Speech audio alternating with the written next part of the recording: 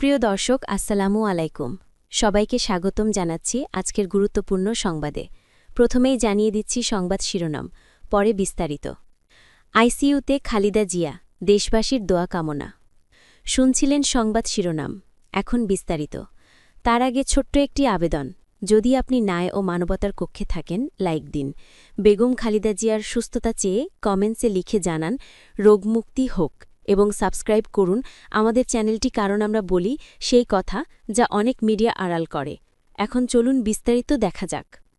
BNP chairperson ও সাবেক প্রধানমন্ত্রী বেগম খালিদা জিয়াকে রাজধানীর এভারজিয়ার হাসপাতালের নিবিড় পর্যবেক্ষণ কেন্দ্রে আইসিইউতে ভর্তি করা হয়েছে।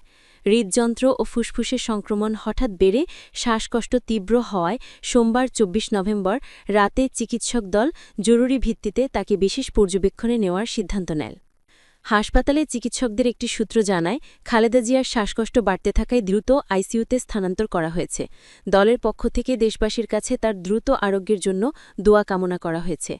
মেডিকেল বোর্ডের সদস্য অধ্যাপক এফ.এম. সিদ্দিকী জানান, খালেদা জিয়ার বুকে নতুন সংক্রমণ ধরা পড়েছে। আগে থেকেই থাকা হৃদরোগের সঙ্গে এই সংক্রমণ ফুসফুসে ছড়িয়ে পড়ায় তার শ্বাস-প্রশ্বাসে জটিলতা তৈরি হয়েছে। হাসপাতালে নেওয়ার পর প্রয়োজনীয় পরীক্ষা-নিরীক্ষা সম্পন্ন করে প্রয়োজনীয় চিকিৎসা শুরু করা হয়েছে। বোর্ডের আরেক সদস্য নাম প্রকাশ না করার শর্তে বলেন, আজও বোর্ড বৈঠক করেছে এবং আরও কিছু পরীক্ষা সম্পন্ন হয়েছে। চিকিৎসকেরা তাকে কমপক্ষে ২৪ ঘণ্টা নিবিড় পর্যবেক্ষণে রাখার সিদ্ধান্ত নিয়েছেন। বিএনপির একটি সূত্র জানায়, লন্ডন থেকে বড় ছেলে তারেক রহমান ও পুত্রবধূ ডা. জুবাইদা রহমান নিয়মিতভাবে অবস্থার খোঁজ নিচ্ছেন। ঢাকায় তার পাশে রয়েছেন প্রয়াত আরাফাত রহমান কোকোর স্ত্রী সৈয়দা শামিলা রহমান। এর আগে মেডিকেল বোর্ডের পরামর্শে রবিবার ২৩ নভেম্বর রাতে তাকে হাসপাতালে ভর্তি করা হয়। ভর্তি হওয়ার পর পূর্ণাঙ্গ স্বাস্থ্য পরীক্ষা এবং নিয়মিত চিকিৎসা চলমান রয়েছে।